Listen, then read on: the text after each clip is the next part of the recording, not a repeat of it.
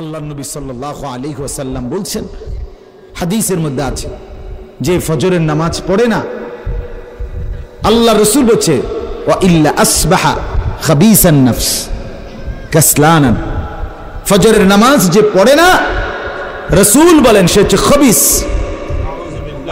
খবিস, এটা খবিস তুই বেটা। এই তোমরা যারা ফজরের নামাজ পড়ো না, খবিস তুই বেটা, খবিস।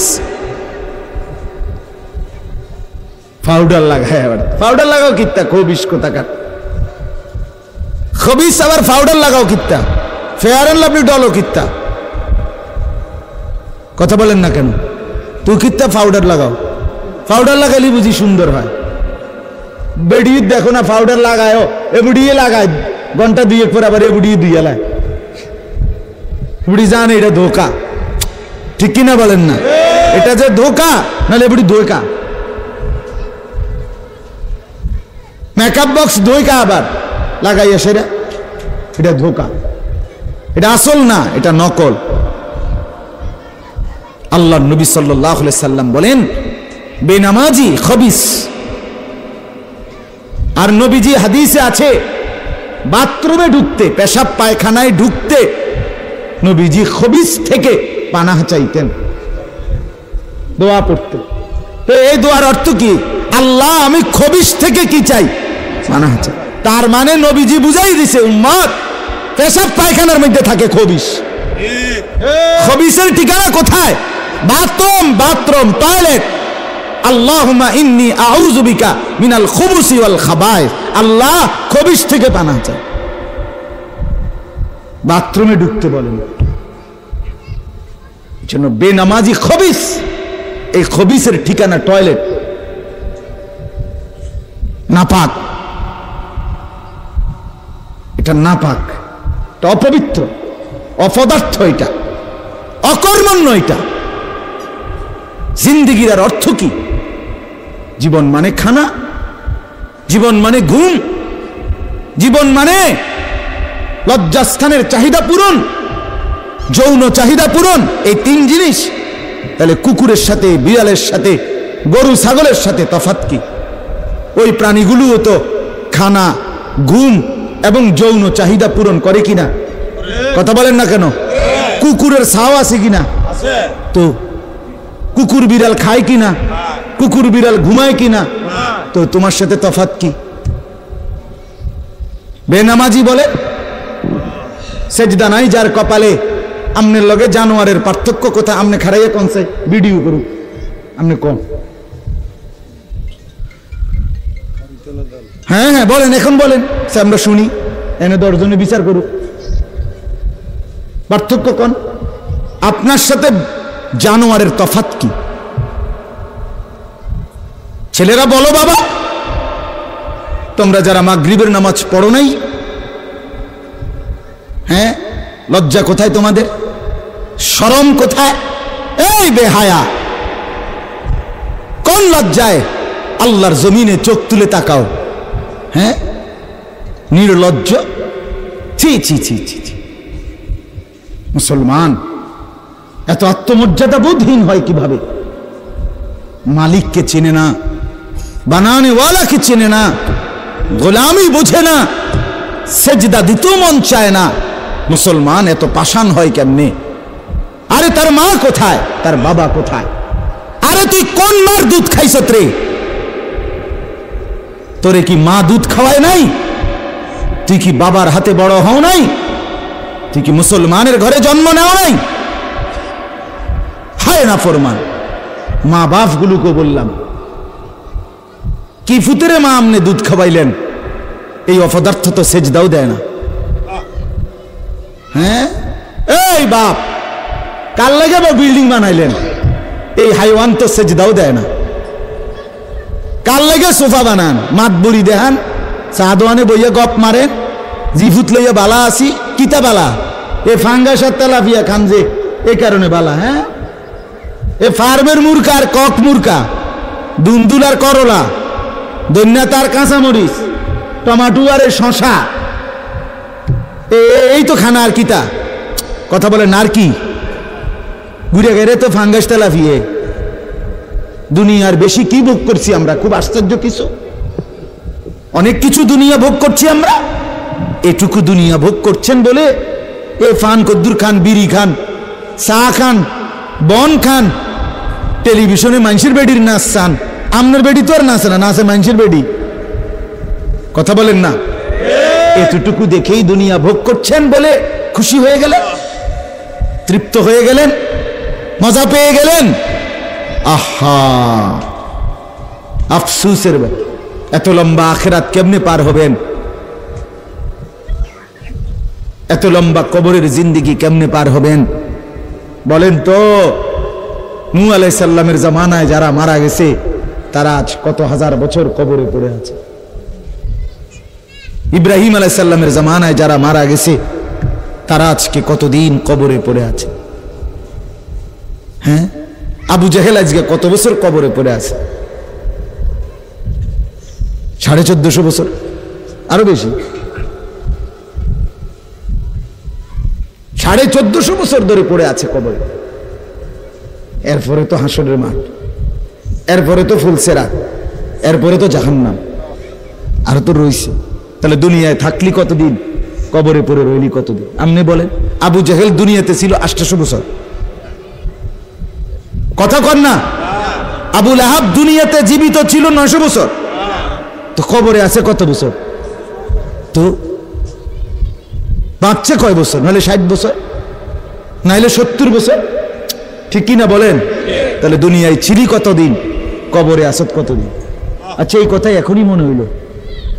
হ্যাঁ, এরপরে তো সামনেরটি রয়েছেই মিয়া, এখনো তো কিয়ামত আসে নাই, এখনো তো ইসরাফিল ফু দেয় নাই। একবার ফু দিবে, সব কবরে যাবে, আবার ফু দিবে, হাসরের মাঠ কায়েম হবে। আবার হাসরের মাঠের একদিন, খোদার কসম এই কোরআনে আল্লাহ বলছে, হাসরের ময়দানের এখন একদিন, প্রতি একটা দিন কয় ঘন্টা? হাসরের একদিন আল্লাহ বলছে 50,000 বছর, 50,000 সানা, 50,000 বছর। হাসরের ময়দানের পুরা সময় না, একদিন, একদিন। পুরা হাসরের মাঠ কতদিন সেটা আল্লাহই জানে। প্রিয় বন্ধু আমার, নষ্ট হয়েন না। ছেলেরা আমার, বাপ, বরবাদ হইও না। মনে করো কেউ বলে নাই, তবুও নষ্ট করো না নিজেরে। বাবা বলে নাই, মা বলে নাই, সর্দারে বলে নাই, মাতবরে বলে নাই, গ্রামের মুরব্বীরা বলে নাই, কেউ তোমারে কিছু বলে নাই, তবুও তুমি নিজেরে নষ্ট করে দিও না। হযরত ইব্রাহিম আলাইহিস সালাম, পুরা কওম, আপন মা, আপন বাপ, সবাই মূর্তি পূজক, কেউ তো ওনাকে ইমানের দাওয়াত দেয় নাই, তবুও সেই ছোট্টবেলা থেকে তিনি ওইখানে থেকেই উনি খুঁজে নিছেন আল্লাহকে। কাকে খুঁজে নিছেন? আল্লাহকে খুঁজে নিছেন, আল্লাহকে তালাশ করে নিছেন। কওমের লোকেরা বলছে যে তারকা এটা রব। বলছে আচ্ছা ঠিক আছে, দেখি তো। কিছুক্ষণ পরে তারকা ডুবে গেছে। বলছে কই, রব আবার ডুবে কেমনে? পরের দিন এলাকার লোকরা বলছে চাঁদ, এটাই আমগো রব। বলছে আচ্ছা ঠিক আছে, মানে নিলাম, দেখি তো। ভোর হতে হতে দেখে চাঁদ নাই। কি রব যদি জায়গা, তো আমি বন্দা রইলাম, রব কু? বুঝেন না কথা? এরপরে বলছে সূর্য, এটা বড় সড়ো মোড়া তাজা, এটাই রব। হ্যাঁ, ইব্রাহিম আলাইহিস সালাম বলছে আচ্ছা দেখি তো। সন্ধ্যা হয়েছে আর সূর্য ডুবে গেছে। তো ইব্রাহিম আলাইহিস সালাম বলছে হায় আমার কওম, কি কও এডি তোমরা? তুমি মাথা ঠিক আছে নি? রব কেমনে এর মোড়ে নামে? রব এমন হয় কেন? বানানেওয়ালা এত দুর্বল হবে কেন? তখন তিনি বলছে ইন্নী ওয়াজ্জাহতু ওয়াজহিয়া লিল্লাযী ফাতারাস সামাওয়াতি ওয়াল আরদা হানিফা ওয়া মা আনা মিনাল মুশরিকিন। যে না কওম শোনো, আমি তোমাদের বানানো কোনো দিকে ফিরব না, আমি ফিরছি আমার চেহারা, আমার জিন্দেগি ফিরাইয়া দিলাম ওই সত্তার দিকে যিনি 7 আসমান ও জমিন পুরাটা বানাইছে। হানিফান, একনিষ্ঠভাবে আমি শুধু তার দিকে ফিরলাম।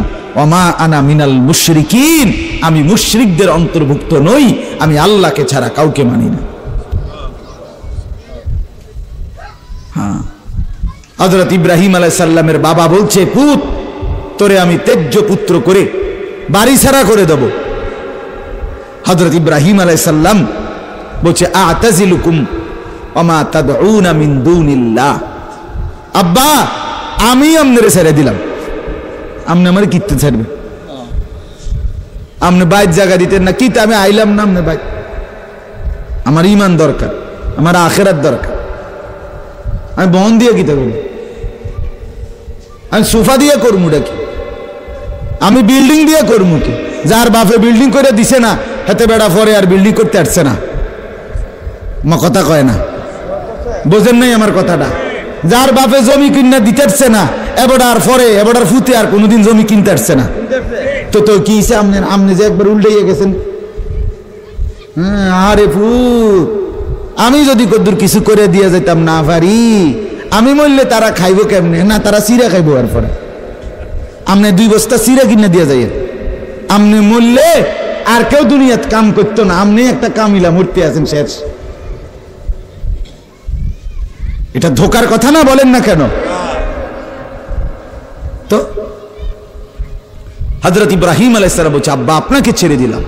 ওমা তাদউনা মিন দুনিল্লাহ, আল্লাহকে বাদ দিয়ে যে আপনি যাকে ডাকেন সেই মূর্তি, আল্লাহকে বাদ দিয়ে যেগুলোকে আপনি ডাকেন, বাপ আমি এগুলোকেও ছেড়ে দিলাম।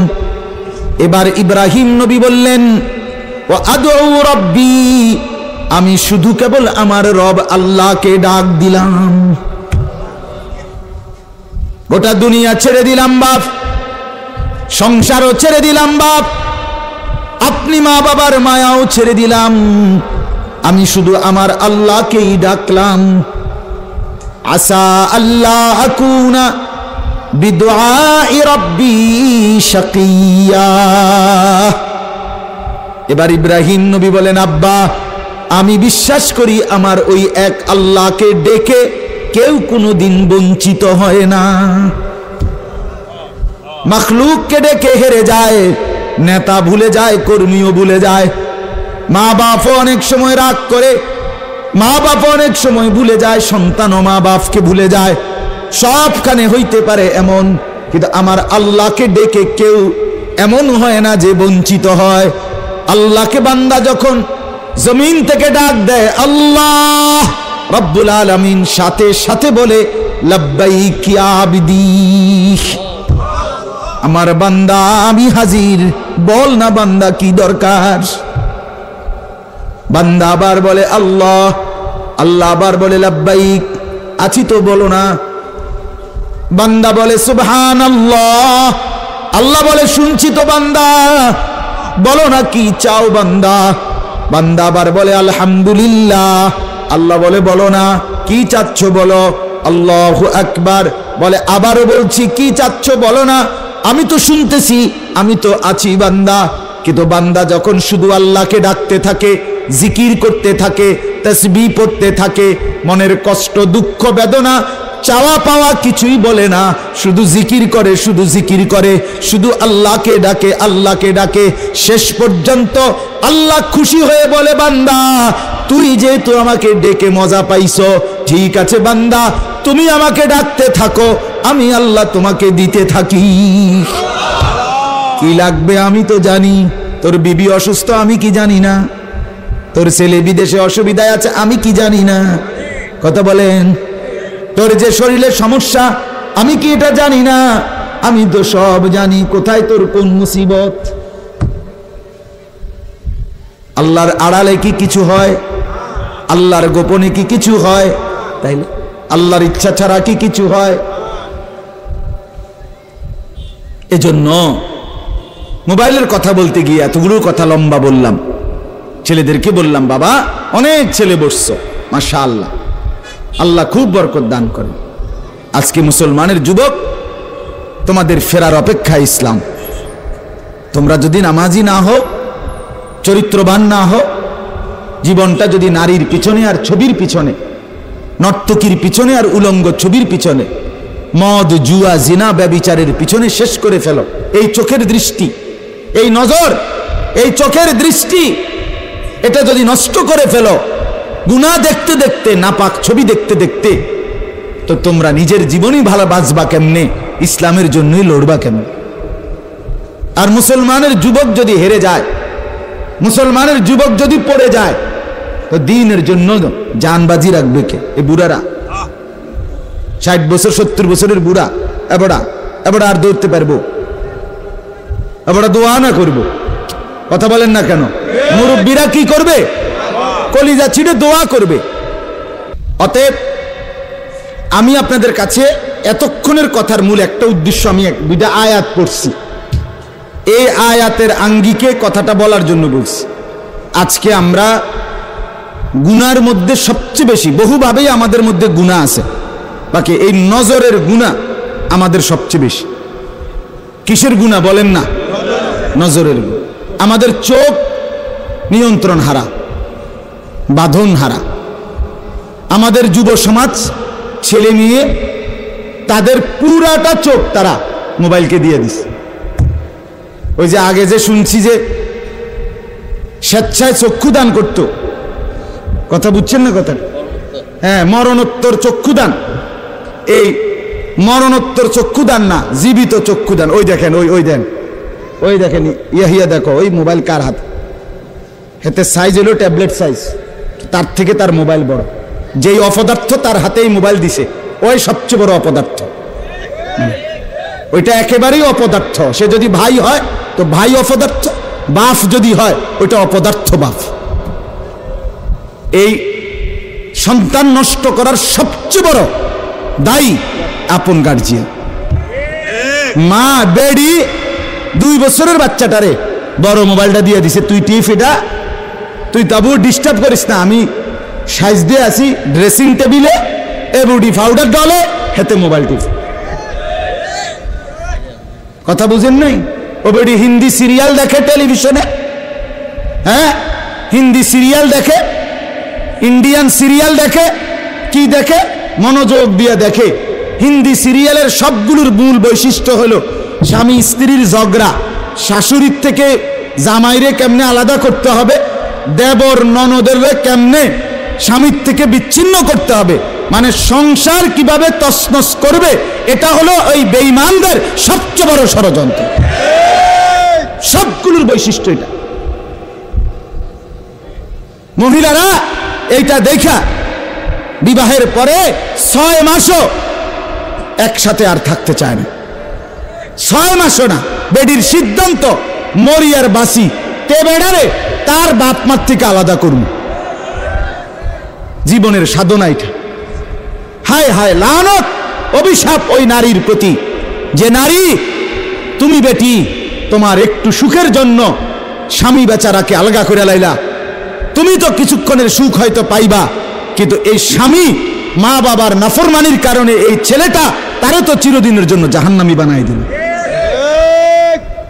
মা বাপ যদি কষ্ট পায়, আহাজারি করে, মা বাপের কলিজার মধ্যে যদি ব্যথা লাগে, তো এই সন্তান জাহান্নামী হবে না? বলে। এজন্য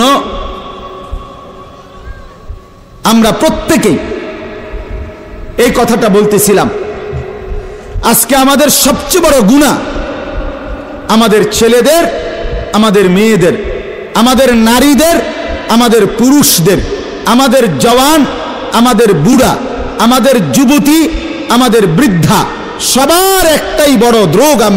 আমরা চোখ অনিয়ন্ত্রিত। বুড়া মানুষও টেলিভিশন চায়, বুড়া চাচা বাঁকা হয়ে গেছে, কাশে বেরামে ধরে গেছে, কিন্তু এবার টেলিভিশন সাউন্ড, বেডিক সাউন্ড, চা দোকানে নাচ গান দেখার অভ্যাস ছোটে নাই। এমন অভ্যাস আছে কিনা বলেন না? যার নাই হেবটা রাগ না হইলে ভালো। আর যে বেটা রাগ হইলে, আপনার অভ্যাস থাকলে, আপনার রাগ হইলেই কি আর আসলেই কি। অতএব নজর নিয়ন্ত্রণ করা চাই, নজর হেফাজত করা চাই, নজর সুন্দর করা চাই। অতএব আমার বাপ, আমি আপনাদের কাছে কোরআনুল কারীমের এই 2টা আয়াতের তরজমা শুনাইতে চাই। এটা পুরুষদের জন্য, নারীদের জন্য, উভয়টা। একজন মুসলিম পুরুষ তার ব্যাপারেও আল্লাহর হুকুম, একজন মুসলিম নারী তার ব্যাপারেও আল্লাহর হুকুম। উভয়কে আল্লাহ তাআলা বলছে চরিত্রের হেফাজতের জন্য সবচেয়ে প্রথম শর্ত, 1 নাম্বার দৃষ্টি হেফাজত। কোন মানুষের চরিত্র সুন্দর কিনা এটার প্রমাণ তার নজর ঠিক কিনা। আমি ওই কথা শুদ্ধ কয়, ফ্যান ফিনছে, শার্ট গাও দিছে, স্প্রে লাগাইছে,